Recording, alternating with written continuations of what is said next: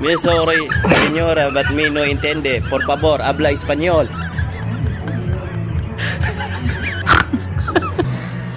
So guys, good afternoon. So ari na punta sa Mercado Public Market. So Mount Frank ta diri.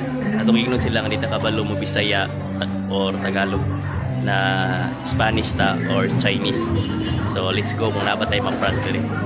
Uyogi ko ninyo kay malingaw mo ano. Disculpar, señora, ¿cómo está? ¿Yo entiende español? No habla español. ¿Cómo está? Okay, ra? Me sorry, señora, but me no entiende. Por favor, habla español. You speak español? No entiende? Por favor. Señora.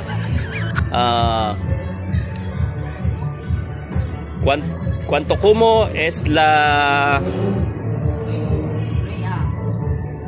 What do you call this one? Garlic. Garlic. Ginger. Sí, ginger. So you speak English. Okay, señora. Me speak English little. So could you please help me? How much is this? 10 pesos. 10 pesos? Yeah. Uno por kilo?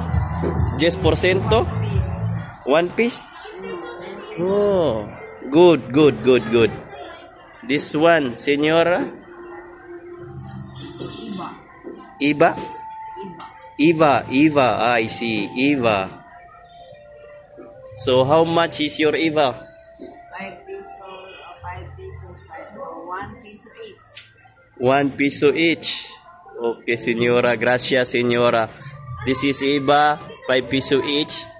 This one, señora? 1 peso each. Iba.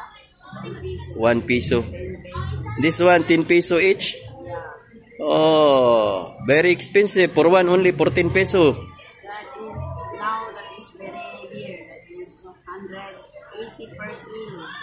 100. That's why we sold it at 10 pesos each. Okay, señora.